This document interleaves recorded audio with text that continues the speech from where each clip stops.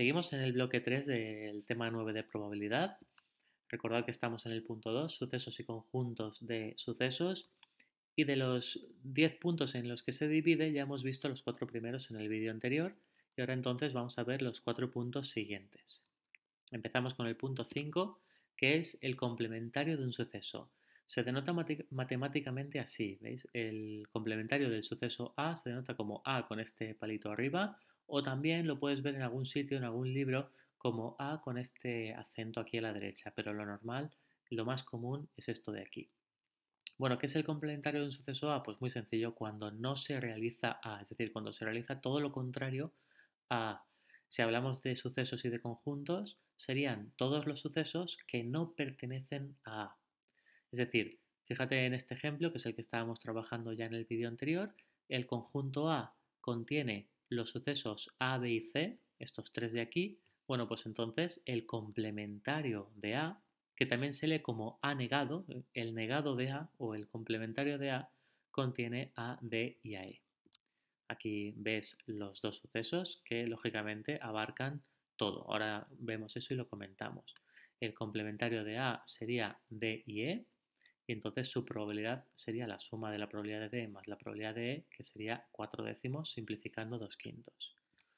Si consideramos un diagrama de Venn, aquí tenemos un diagrama de Venn estándar. Fíjate que si solo me centro en el suceso A, bueno, pues ¿cuál es el complementario de A? Pues todo lo contrario, es decir, toda la parte de fuera del suceso de A. Todo lo que no es A, todo lo que no está dentro de la bola de A, del conjunto A, sería el complementario de A. Volvemos a lo que estábamos hablando antes, al ejemplito de antes, y fíjate que, claro, el conjunto A y el conjunto complementario de A, lógicamente, si los unimos, si los sumamos, entonces, ¿qué abarcan? Abarcan todo, abarcan el espacio muestral. Entonces es importante que entiendas esta expresión de aquí que es fundamental. Si sumas la probabilidad de A más la probabilidad del complementario de A, lógicamente te tiene que dar 1, te tiene que dar el 100%, todo. O normalmente más que expresarla así, la solemos expresar de esta otra manera, que es lo mismo. La probabilidad del complementario es igual a 1 menos la probabilidad de A. Si pasamos la probabilidad de A a la otra parte restando, pues tenemos esta expresión de aquí que es la que más se suele usar.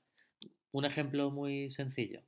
Si la probabilidad de A es 0,83, que sería el 83%, entonces la probabilidad del complementario de A, ¿cómo se calcula? Pues ya está, restando 1 menos la probabilidad de A, es decir, 1 menos 0,83, que es 0,17, es decir, el 17%. Es simplemente restar 1 menos la probabilidad de A. Punto 6. Muy importante esta formulita de aquí. La relación que hay entre la unión y la intersección es una fórmula. Aquí está la fórmula. Esta es la fórmula de aquí. Fíjate, la probabilidad de la unión es igual a la probabilidad de A más la probabilidad de B menos la probabilidad de la intersección. Esta fórmula apúntatela porque es fundamental y la vamos a usar muchas veces. Y vamos a explicarla, ¿por qué? ¿De dónde viene esta fórmula de aquí? Y es muy fácil de explicar si tenemos en cuenta el diagrama de Venn. Fíjate, si consideramos la unión, que es de lo que estamos hablando en esta fórmula, la probabilidad de la unión, ya sabéis que lo hemos comentado en el vídeo anterior, sería considerar tanto el conjunto A como el conjunto B, toda esta zona de aquí.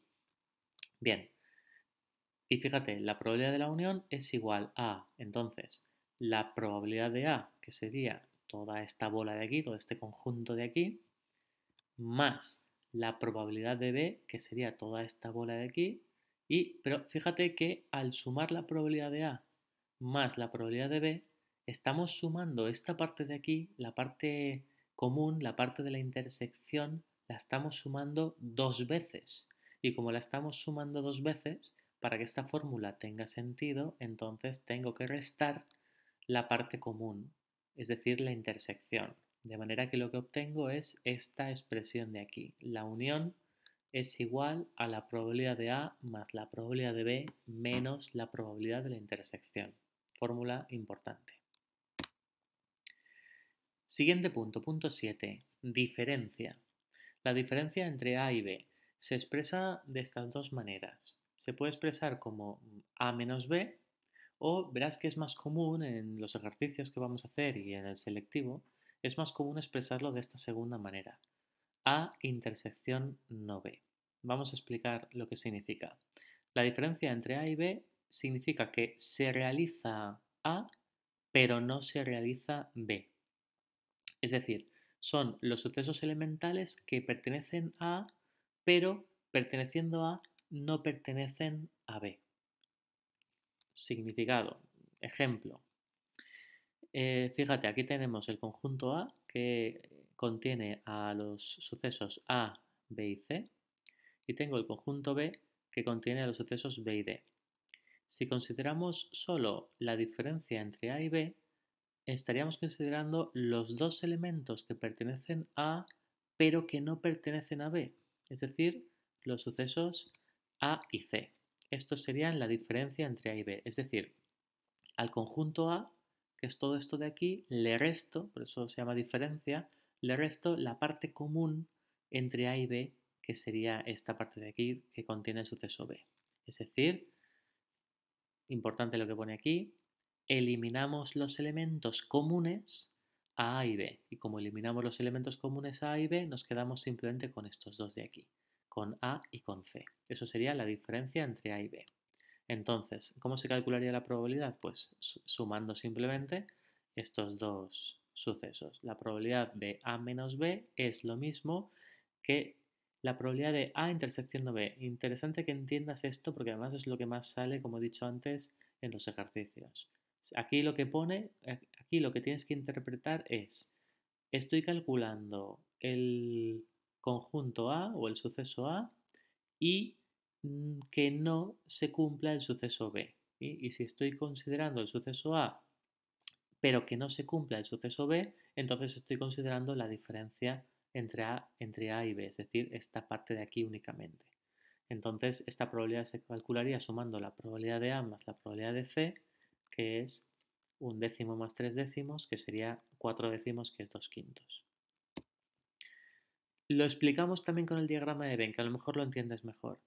La probabilidad de la diferencia entre A y B, que es lo mismo que A intersección no B, sería coger el conjunto A y restarle la parte común de A y B. Es decir, que al final, si a todo el conjunto A le resto la parte común entre A y B, ¿qué me queda?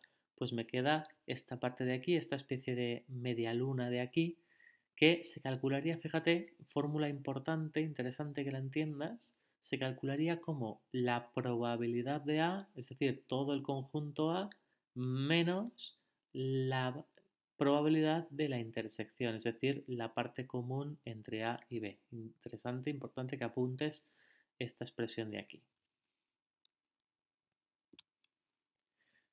Y por último, diferencia simétrica. La diferencia simétrica se denota con esta notación matemática, este triangulito de aquí, que es el símbolo delta, es la letra delta mayúscula en griego, y significa que solo ocurre uno de los dos sucesos. Fíjate que es interesante que entiendas esto, que solo ocurre uno de los dos sucesos, pero ocurre uno de los dos sucesos, pero no los dos al mismo tiempo, no los dos a la vez. Si hablamos de sucesos elementales, estamos hablando de aquellos que pertenecen a A o a B, pero no en los dos conjuntos a la vez. Entonces, vamos a ver el ejemplo que estamos considerando siempre. Aquí, ¿cuál sería la diferencia simétrica? Pues muy sencillo. Los elementos que pertenecen a A o a B, pero no a los dos conjuntos a la vez. Es decir, el suceso A, el suceso C y el suceso D, porque pertenecen al conjunto A o al conjunto B, pero el suceso B no, porque es el que es común a ambos. Por tanto, la diferencia simétrica entre A y B en este caso sería A, C y D. Y la probabilidad se calcularía pues sumando esas tres probabilidades. En el diagrama de Venn, ¿cómo vemos la diferencia simétrica? Pues muy sencillo. simplemente considerando la zona en la que se cumple o bien A o bien B, pero no los dos a la vez. ¿Y cómo se haría el cálculo? Pues fíjate, A intersección no B, que es esto de aquí, más no A intersección B, que es esto de aquí. Esto de aquí es esto, más esto sería entonces la diferencia simétrica.